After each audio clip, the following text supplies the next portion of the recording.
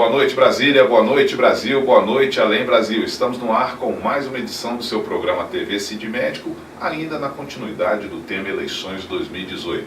Estamos conversando hoje com o advogado Paulo Goiás. Boa noite, Paulo.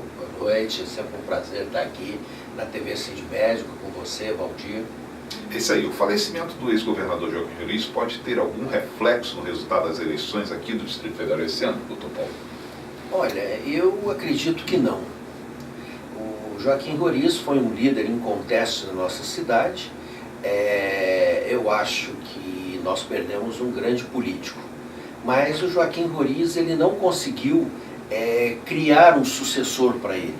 Ele não conseguiu, em vida, ter uma pessoa que o substitua à altura. Até porque a personalidade dele era muito forte. E eu acho que com isso, os filhos, os sobrinhos mais chegados, os netos, em função da personalidade dele, não chegaram ao patamar político dele. Então eu não vejo esse herdeiro político aí. Então nós temos, na verdade, um sobrinho, que é o Dedé Roriz, né?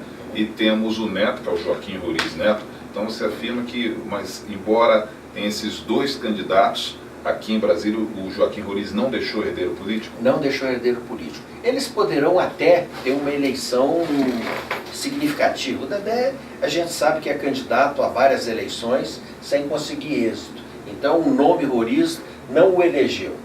O Joaquim Neto já é uma situação nova, é um jovem que está disputando a eleição, mas mesmo assim ele não conseguiu a paixão que o avô tinha. Vamos agora virar a chave, falar aqui sobre as regras das eleições de 2018. Na sua visão, doutor Paulo, quem favorece as regras que estão sendo usadas nessa eleição? Nossa!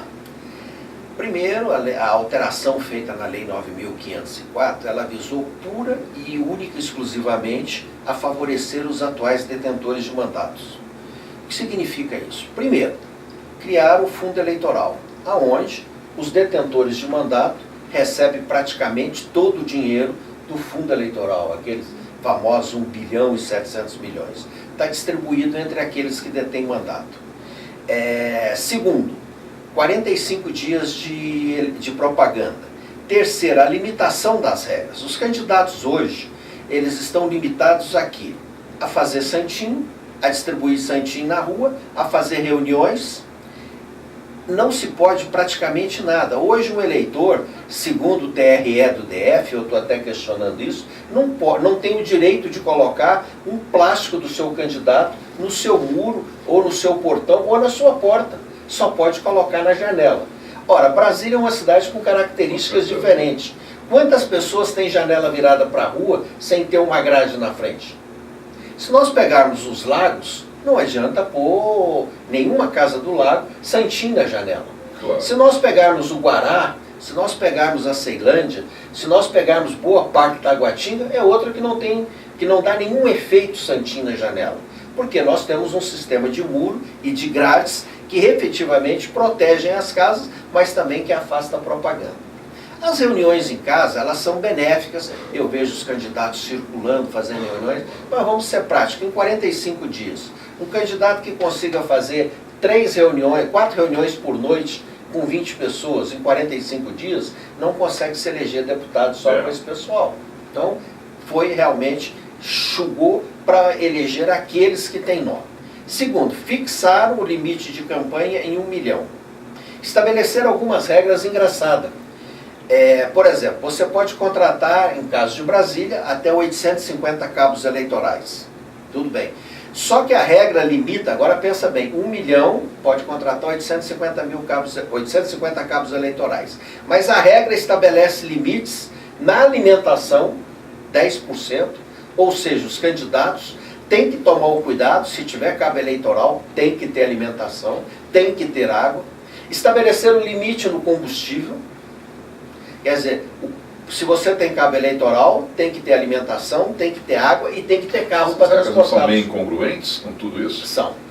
E, na verdade, o que eles querem? Eles querem ainda pegar os candidatos que praticam o abuso do poder econômico ou que omitem na sua prestação de contas o gasto efetivo. Por outro lado, eles abriram algumas comportas. Qual foi? Os comitês centrais, os comitês dos candidatos são considerados pessoas administrativas, não tem que estar na campanha.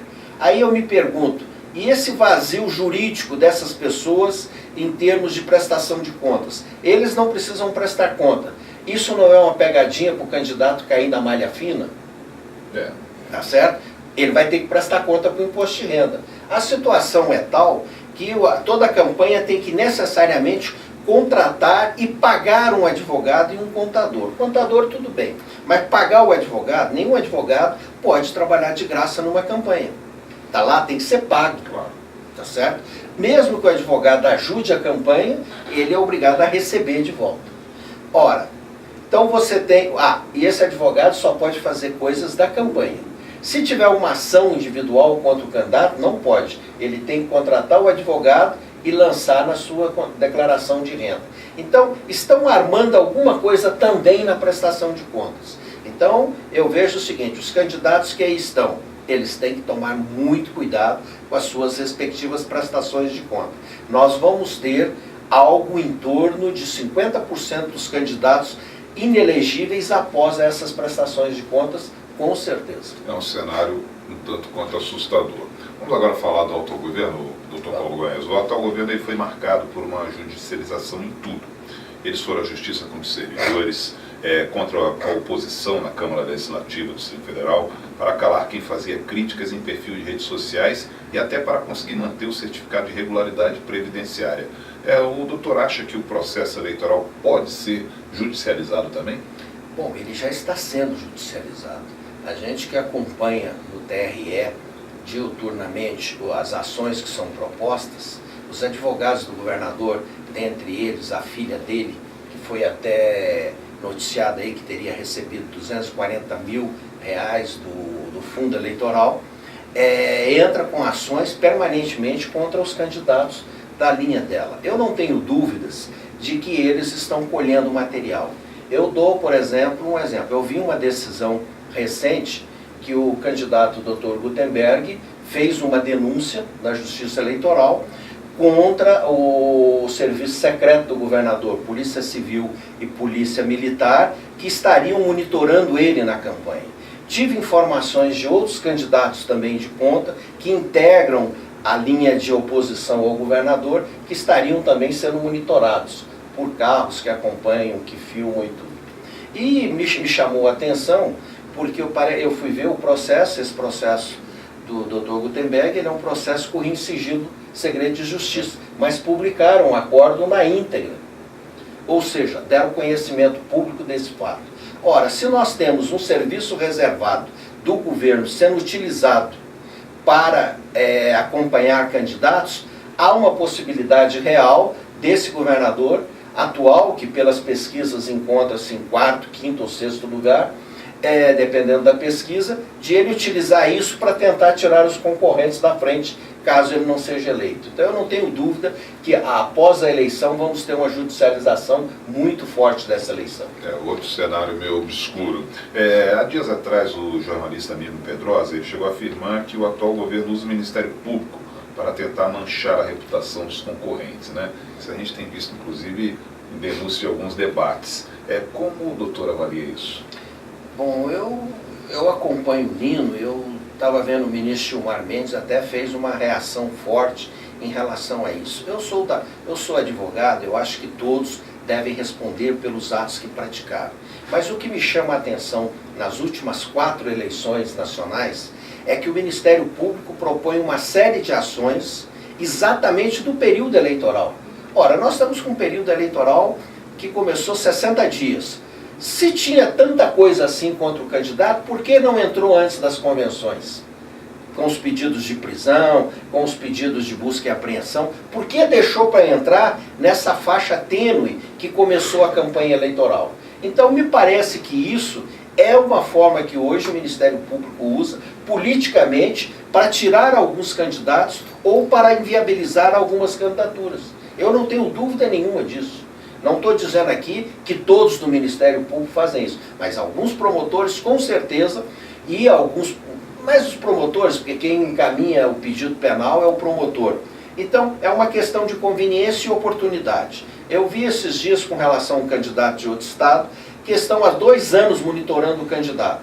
Ora, se estavam há 2 anos, não poderiam ter entrado até 5 de agosto com essas medidas, até para não prejudicar os respectivos partidos? Se o candidato era uma ficha suja, por que não denunciá-lo antes do dia 5?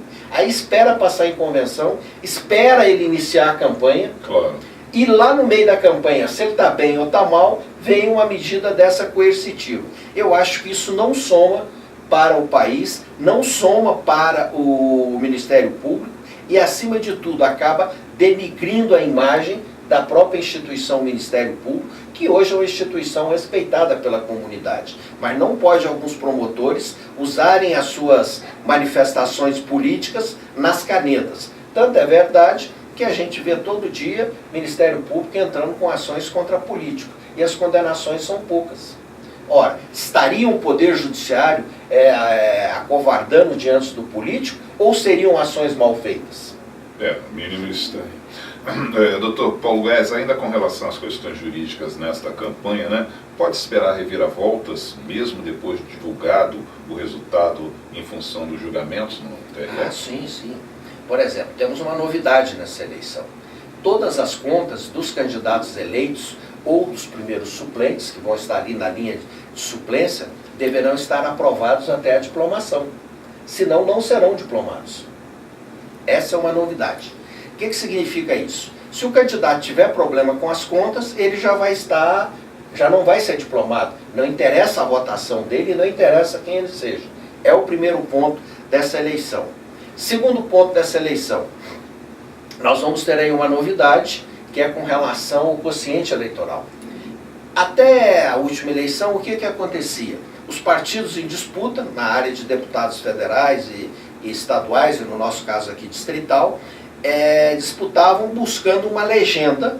O que seria uma legenda? Seria um quociente eleitoral. Sim. Que é, na verdade, no caso de Brasília, a divisão do número de votos válidos por 24, no caso de deputado distrital, ou por 8 no caso de deputado federal. O resultado disso chama-se um quociente eleitoral. Então, os partidos que conseguiam um quociente eleitoral, eles tinham direito de eleger. Até aí continuou isso. O problema todo é que também estabeleceram um limitador dentro dos partidos. Então o partido tem que ter o quociente eleitoral e dentro do quociente eleitoral ele tem que ter candidatos que tenham no mínimo 10% do quociente eleitoral. Vou dar números para facilitar. Vamos pegar deputado distrital em Brasília, que é mais fácil. Na última eleição foi 64 mil, se não me falha a memória, o quociente eleitoral. Trabalha-se nessa eleição com 70 mil. Então, os partidos que conseguirem 70 mil terão direito de eleger um. Mas se ele não tiver candidato com até 7 mil votos, ele não elege nenhum. Vai para a repescagem. Na repescagem entra quem? Os candidatos mais votados. Acabou com isso aquela hipótese que aconteceu no tempo do doutor Enéas, que nós tivemos um deputado federal de São Paulo, que reside em Brasília, que teve 356 votos. E foi eleito. E foi eleito, tomou posse. Então, essas mudanças houve. E aí nós vamos ter, sim, com certeza, alguns problemas jurídicos pela frente. Vamos pegar esse gancho de problemas jurídicos. Doutor Paulo Guedes, nós estamos praticamente pertinho, né? Domingo já acontece a eleição. O senhor tem visto muitas irregularidades nessa campanha? Olha, essa é uma campanha atípica. As irregularidades são pequenas, de modo geral, mais irregularidades na propaganda. Pelo menos o que eu vi até agora. O que a gente tem visto? É aquilo que eu falei, os juízes da coordenação, da fiscalização da propaganda eleitoral, dando interpretações, às vezes, distantes da lei e limitando o direito de propaganda. Nós temos visto alguns candidatos utilizando as máquinas de suas associações, de seus sindicatos, de suas entidades. Nós temos visto alguns candidatos milionários utilizando o recurso próprio na campanha, sem estar na contabilidade. E olha que a gente pode fazer essa afirmação com uma certa segurança. A Justiça Eleitoral obrigou que todos, até o dia 13, fizessem a constação, a prestação de contas parciais do gasto até o dia 8. O que significa isso?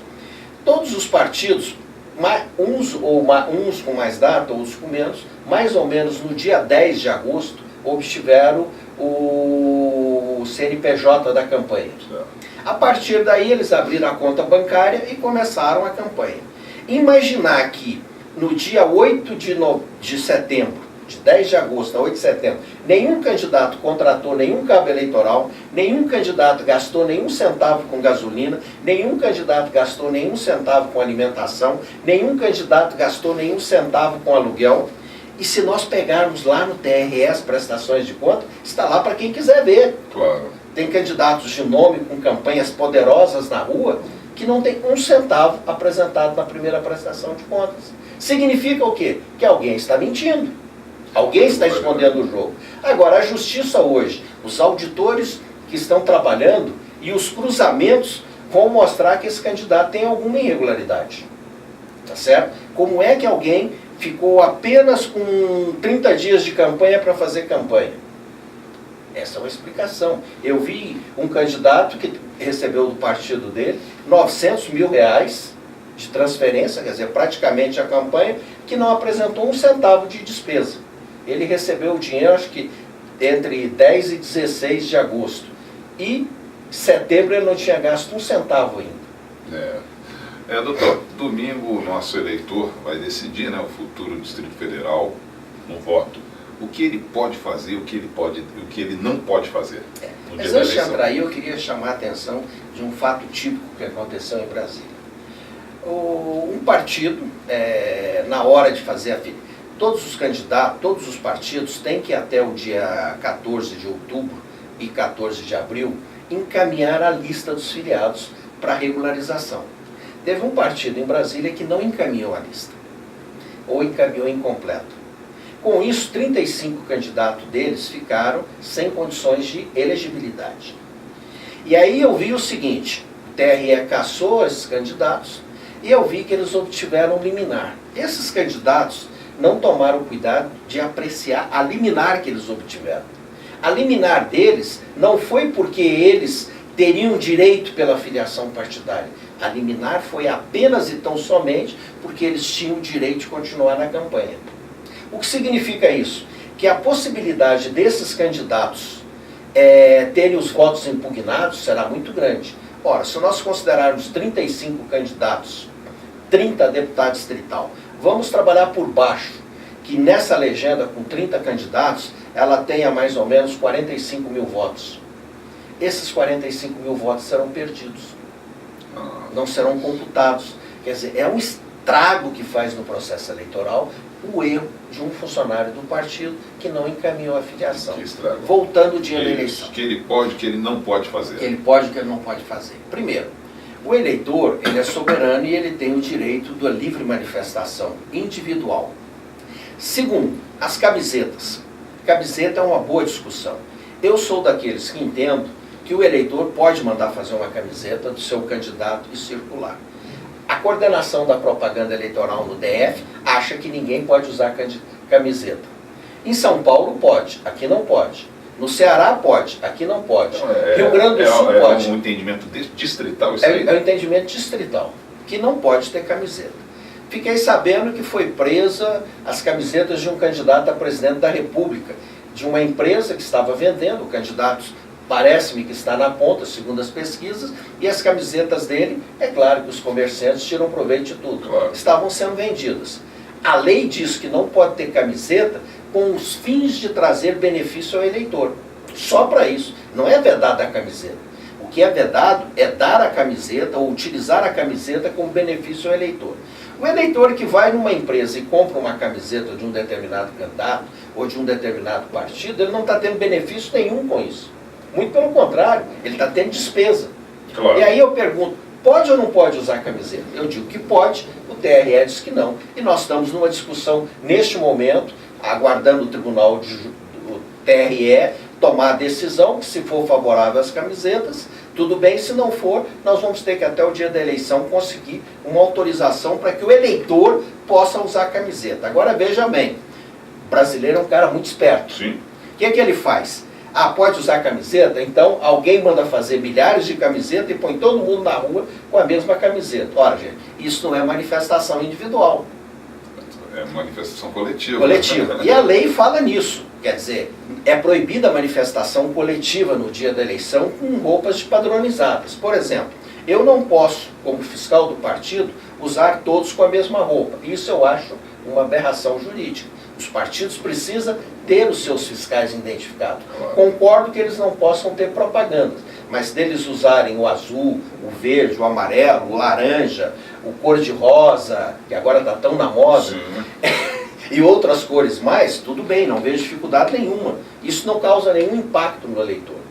Agora estão se discutindo se os eleitores podem sair em massa de camisa amarela por causa de um determinado candidato, ou de camisa azul por causa de outro determinado candidato, e assim sucessivamente. Então, veja que a legislação eleitoral, ela está muito dúbia e ela vai criar problema. Então, o que eu recomendo ao eleitor?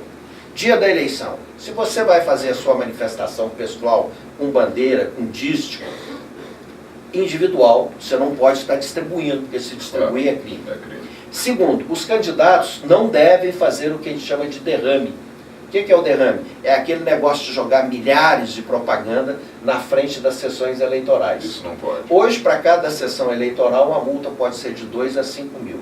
Se nós considerarmos que o DF tem 460 sessões, locais de votação, sim, significa o quê? Que se pegar uma multa de R$2.000 em cada um, vai ser uma multa quase R$1 milhão. Bem pesada. E eu não sei se vale a pena gastar R$1 milhão para fins de obter votos jogados no chão. Claro. Até porque eu acho que essa técnica não funciona mais. Sim. Pode ser que no universo do DF, 50, 100 eleitores ainda vote assim, mas não vale o custo para isso. Terceiro, evitar agrupamentos e identificação de grupamentos, porque isso constitui manifestação coletiva e é proibido.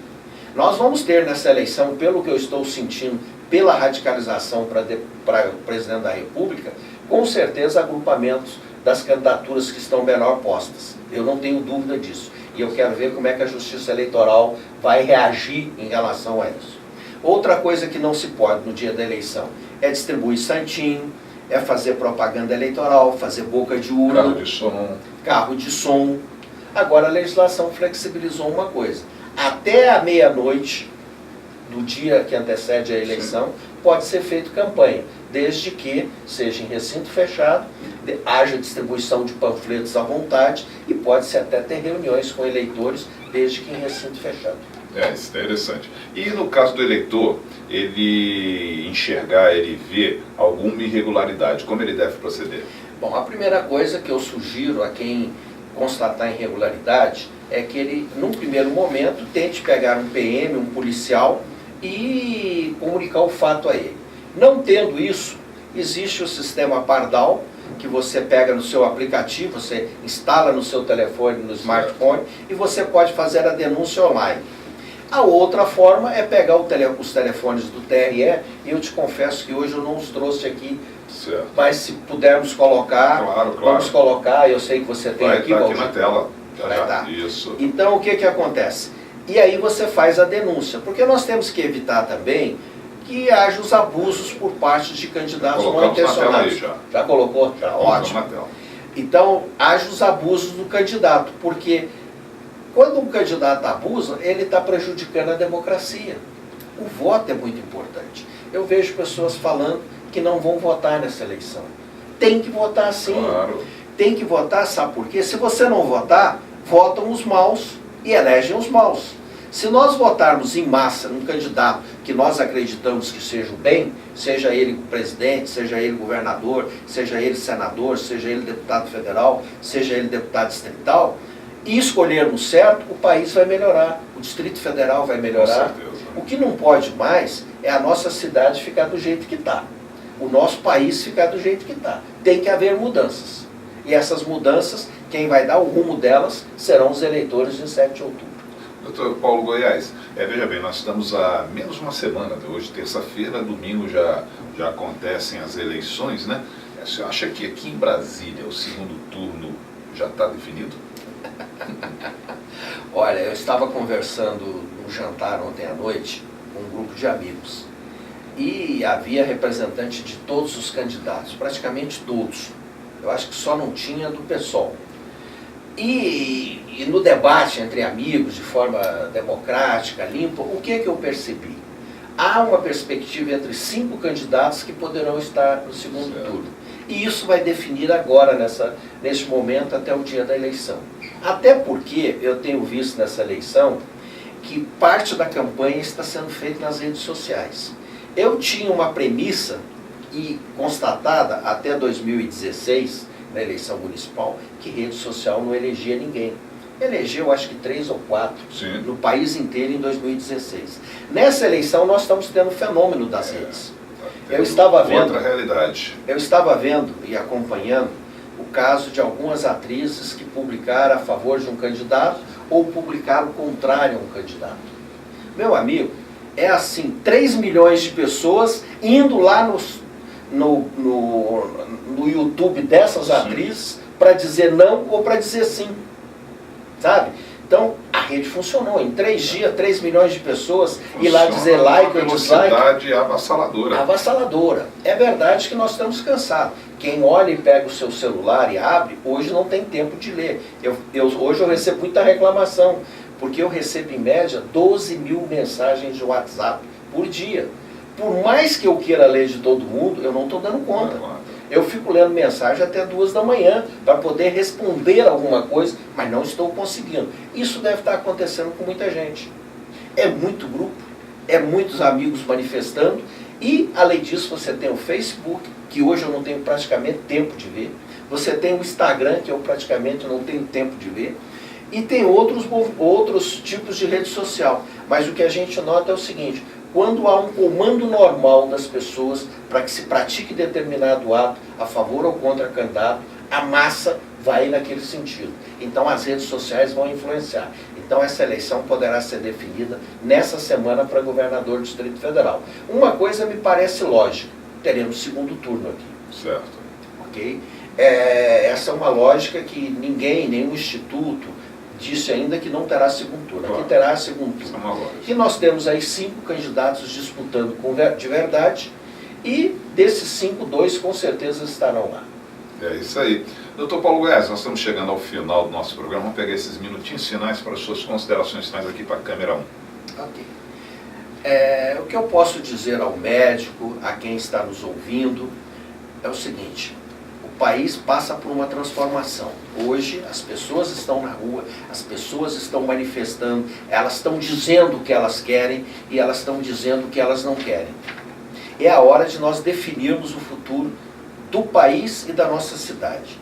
Pense bem nisso e no dia 7 de outubro, vote certo, vote correto, vote de acordo com a sua consciência, com aquilo que você acha que é melhor para o seu filho, para você, para a sua sociedade, para a sua cidade e para o nosso país. É isso aí. Agradeço muito aqui a participação do Dr. Paulo Goiás nessa edição da TV Sindimédico. Agradeço a equipe de comunicação do Sindimédico, a nossa equipe técnica, mas agradeço principalmente a você que nos acompanhou até agora. E fico finalizando exatamente pegando uma frase aí do Dr. Paulo Goiás: vote consciente, mas não deixe de votar. Até a próxima semana. Tchau, tchau.